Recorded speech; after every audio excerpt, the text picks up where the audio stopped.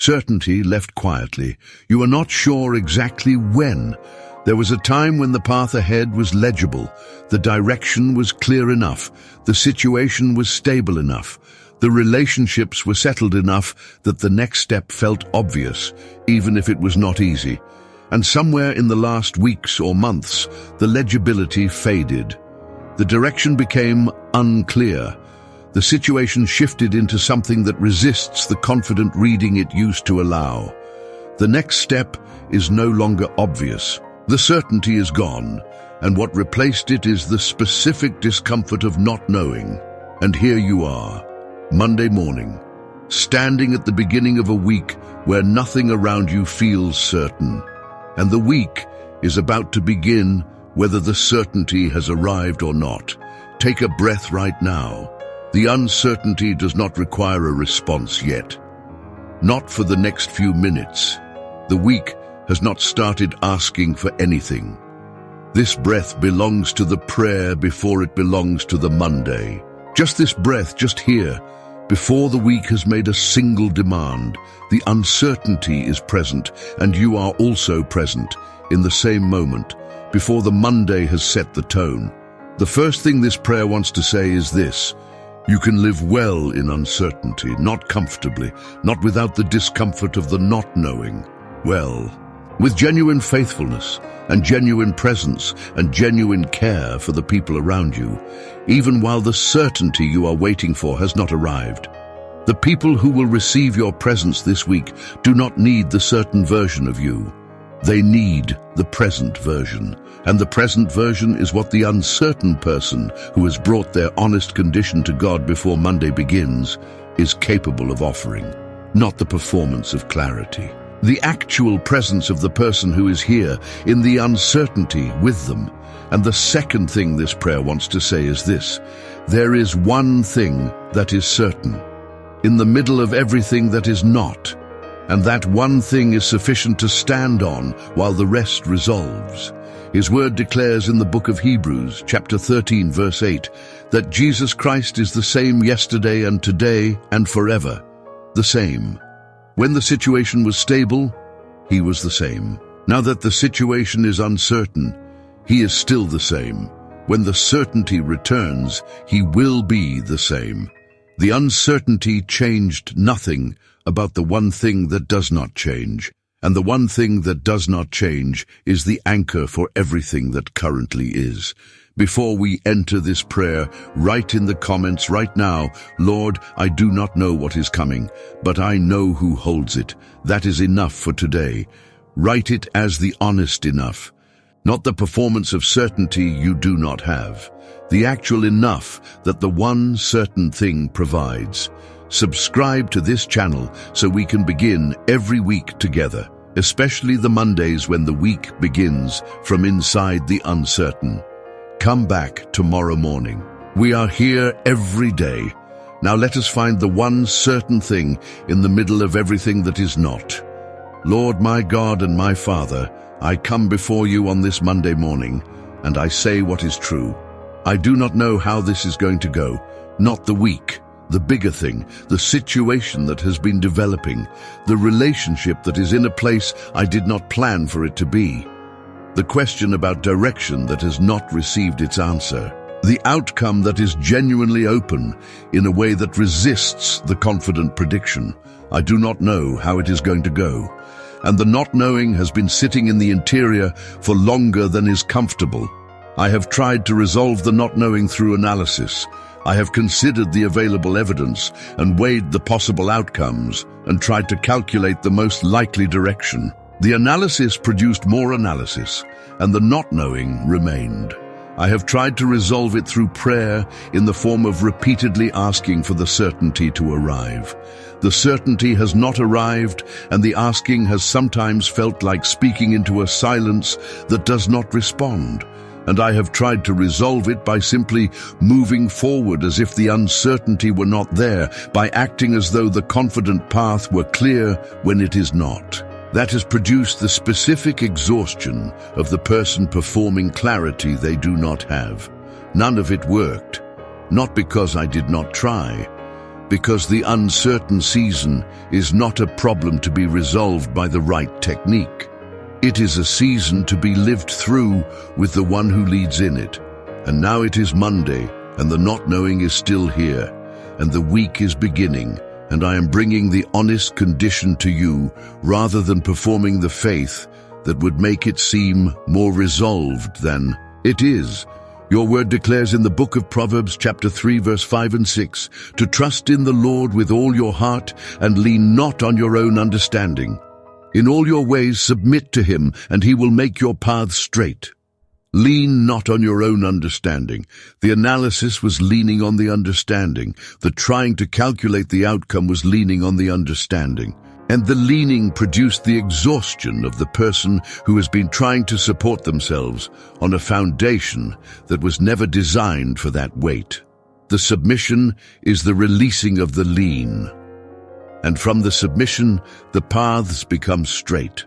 Not the explanation of the uncertain, the straight path through it. Father, I want to name what uncertainty specifically costs so the prayer can be specific. Uncertainty costs the rest. The mind that does not know what is coming cannot fully rest. It keeps one part of itself in the watching position, monitoring the uncertain situation for new information, waiting for the development that will resolve the not knowing into clarity. The monitoring happens even during sleep, even during the moments that should be restful. The uncertain thing runs in the background at a low, continuous cost to the rest that the body and the soul require. Uncertainty costs the presence. The person who does not know what is coming is partially in the future that hasn't arrived yet, thinking through the possible versions of it, rehearsing how they will respond to each version, and the thinking through takes them away from the actual present moment. The conversation they are having is filtered through the uncertain situation. The person across the table is seen partially through the lens of the not knowing. The Monday morning is entered while simultaneously being somewhere in the possible futures, and uncertainty costs the confidence for action. The person who does not know what is coming cannot always know which actions are the right ones. Each decision about the uncertain situation carries the weight of the possibility that it is the wrong one. The energy of that weight is real. It creates the specific paralysis of the person who knows something must be done, but cannot know with confidence what the something is. All three costs are real, and they are also temporary, not in the sense that the uncertain season will end soon. It might not.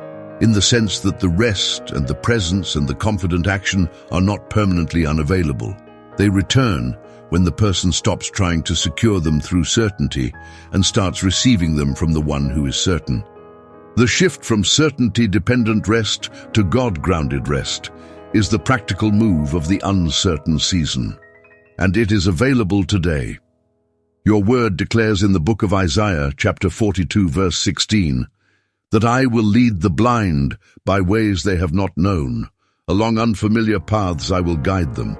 I will turn the darkness into light before them and make the rough places smooth. The unfamiliar path. The blind leading. This is the description of certainty's absence.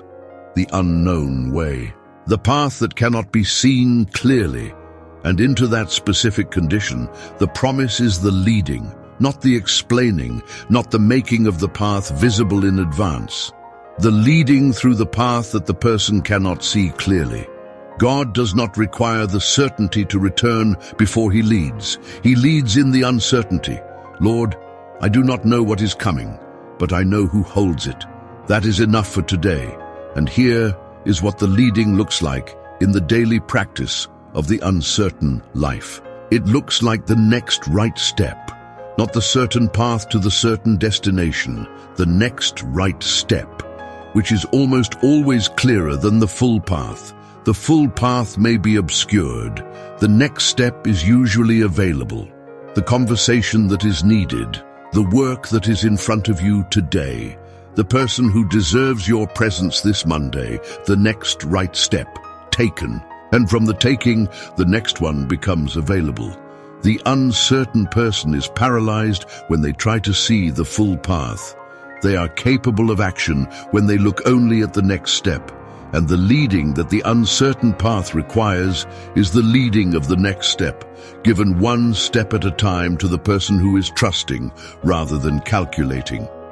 What is the next right step today?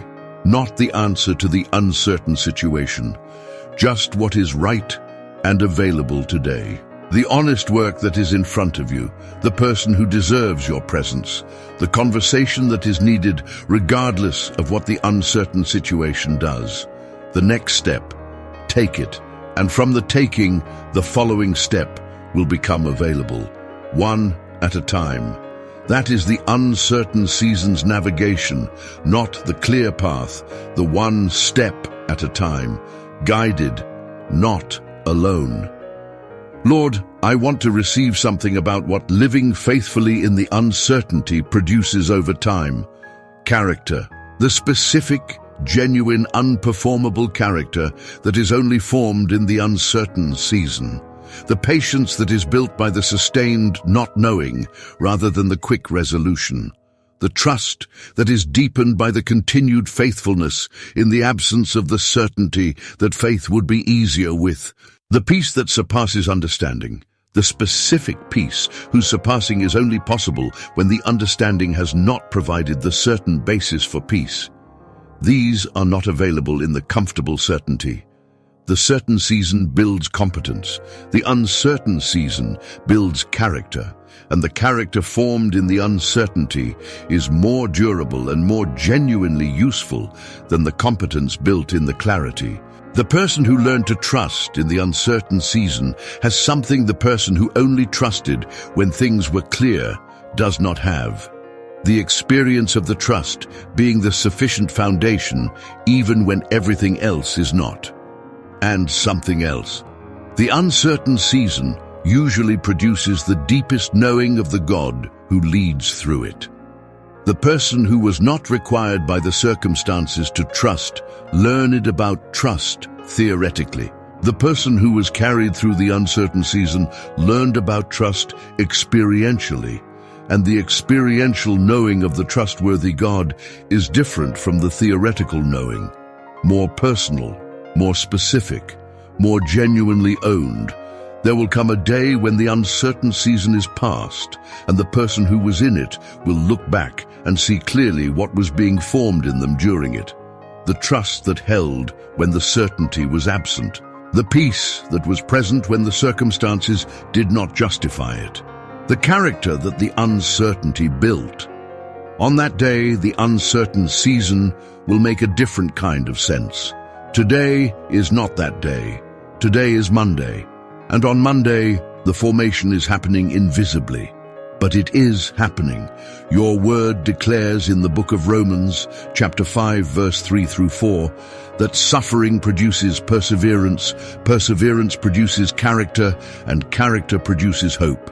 The uncertain season is a form of the suffering, not the dramatic suffering of catastrophe, the sustained, ordinary suffering of the person who is faithfully showing up to a life where the certainty has departed and who is choosing to trust rather than to be defined by the not knowing. And that sustained, ordinary trust is producing the perseverance, which is producing the character, which produces the hope that will eventually look back at this uncertain season and understand what was being built in it that the certainty could not have built. Lord, I do not know what is coming, but I know who holds it. That is enough for today. Father, I want to ask for one specific thing for this week.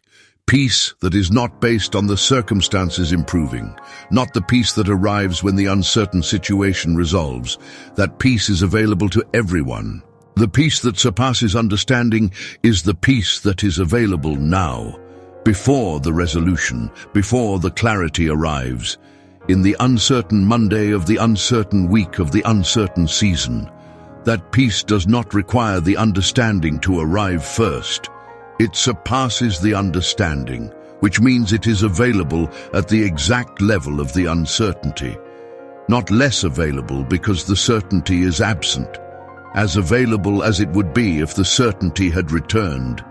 Fully available, in the middle of the not knowing, as it is. Your word declares in the book of Philippians, chapter 4, verse 6 and 7, to be anxious for nothing, but in everything by prayer and petition, with thanksgiving, present your requests to God. And the peace of God, which surpasses all understanding, will guard your heart and your mind in Christ Jesus. Present your requests. The uncertain situation is a request.